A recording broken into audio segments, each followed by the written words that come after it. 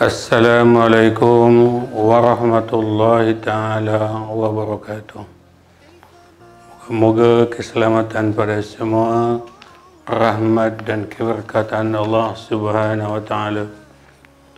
Na'udhu billahi minasyaitanir rajim. Kita berlindung dengan Allah daripada syaitan yang terkutuk. Minal jinnati wan nas, daripada setan jenis jin dan setan jenis manusia. Bismillahirrahmanirrahim. Dengan nama Allah yang luas kasih sayangnya dan kekal kasih sayangnya. Alhamdulillahi rabbil alamin. Segala puji bagi Allah, Tuhan pentadbir sekalian alam. Wa bihi nasta'in, dan dengannya lah kita meminta pertolongan ala umurid dunia wa din, atas perkara dunia dan juga perkara akhirat. Allahumma salli wa sallim ala Sayyidina Muhammad wa ala ali Sayyidina Muhammad. Muslimin dan muslimat yang dimuliakan Allah sekalian, firman Allah subhanahu wa ta'ala dalam hadis kudusi, Inni la hammu bil ahli al-ardi azaban wa iza nasartu ila ummari buyuti wal mutahabbina fi wal mustaghfirina fil ashar sarraftu azabi anhum. Rawahul Baihaqi an Anas. Antara lain maksudnya, Allah subhanahu wa ta'ala berfirman dalam hadis kudusi, sesungguhnya aku hendak mendatangkan bala kepada azab dalam bumi, pada bumi apabila saya melihat yang memakmurkan masjidku dan juga berkasih sayang kerana aku, dan juga mereka-mereka yang beristighfar waktu sahur, maka saya memalingkan siksa daripada mereka. Meriwayatkan hadis ini Baihaqi daripada Anas. Tuan-tuan, puan-puan, saudara-saudari sekalian,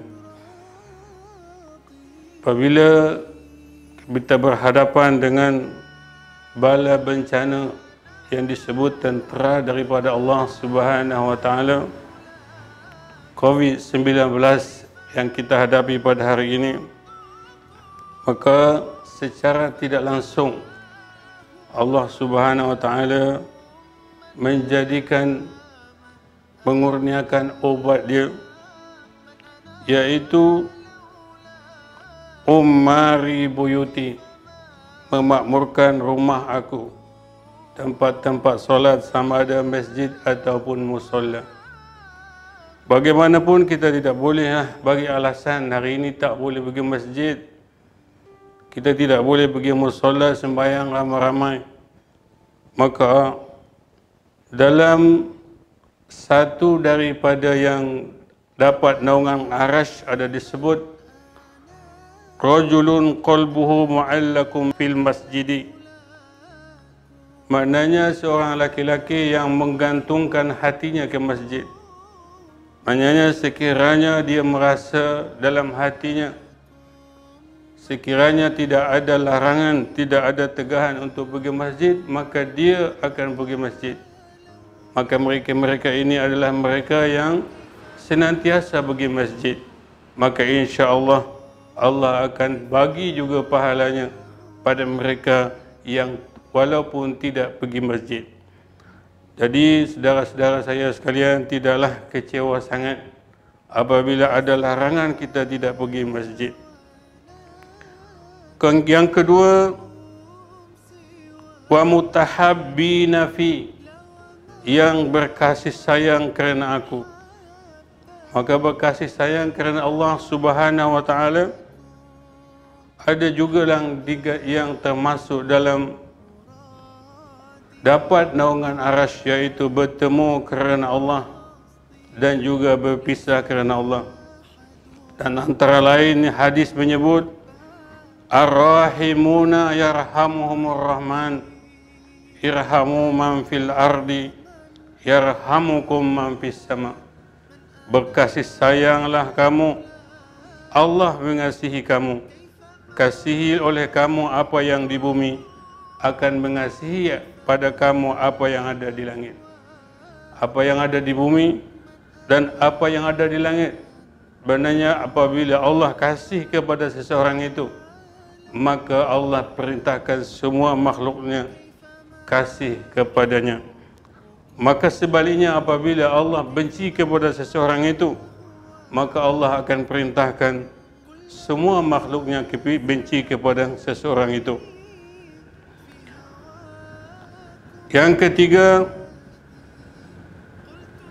mustaghfirina bil ashar, yaitu senantiasa istighfar. Istimewa sekali masa waktu sahur. Maka waktu sahur ini adalah waktu yang amat berkat. Dan di antara Al-Quran yang menyokong akan hadis ini, wa ma kana Allahu mu'azzibahum wa hum yastaghfirun.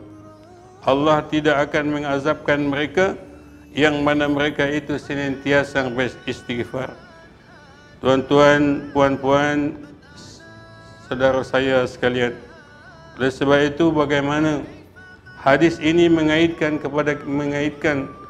tentang kehidupan kita seharian. Maknanya apabila kita kasih kepada hamba Allah itu, bermakna kita kasih kepada Allah juga. Allah menjadikan hamba-hambanya ini sebagai wakilnya di muka bumi.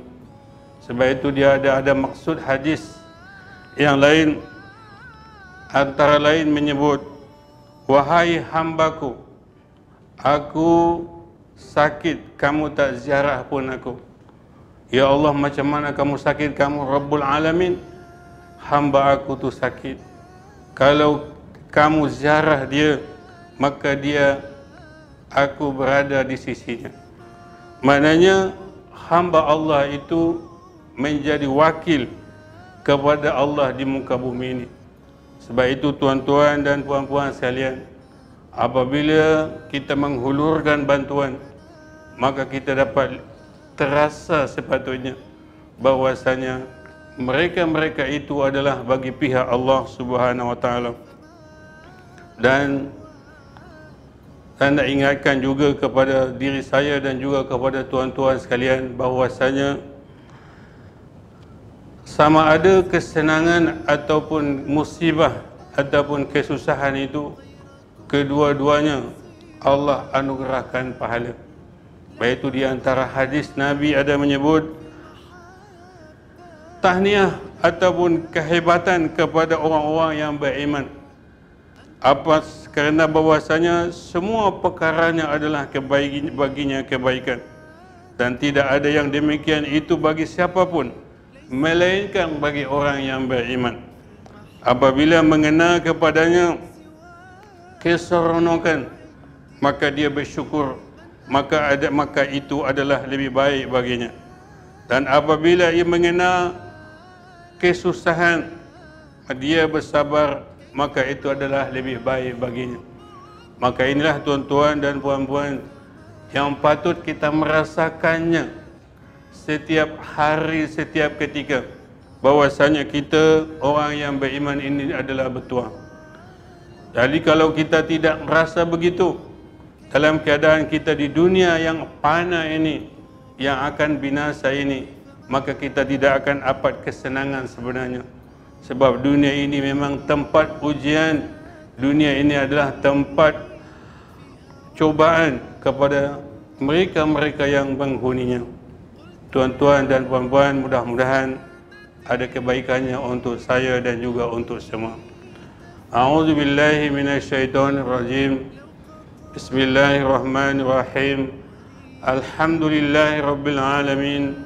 Wassalatu wassalamu ala ashrafil anbiya'i wal mursalin wa ala alihi wa ashabihi wa man tabi'ahu bi ihsanin ila yaumiddin. Ya Allah, Ya Rahman, Ya Rahim, Ya Mujibas Sa'ilin, ampunilah dosa kami dan dosa kedua ibu bapa kami, dan dosa guru-guru kami dan dosa tuan-tuan guru kami, dan dosa kaum muslimin dan muslimat. Sayangilah kedua ibu bapa kami lebih daripada keduanya menyayangi kami semasa kecil. Ya Allah, selamatkanlah kami, selamatkanlah ibu bapa kami, anak isteri kami, anak cucu cicit kami, generasi kami, kampung kami, negeri kami, negara kami, akidah dan kepercayaan kami. Wassallallahu ala sayyidina Muhammad wa ala alihi wa sahbihi wa barak wa sallam. Walhamdulillahi rabbil alamin. Assalamualaikum warahmatullahi taala wabarakatuh.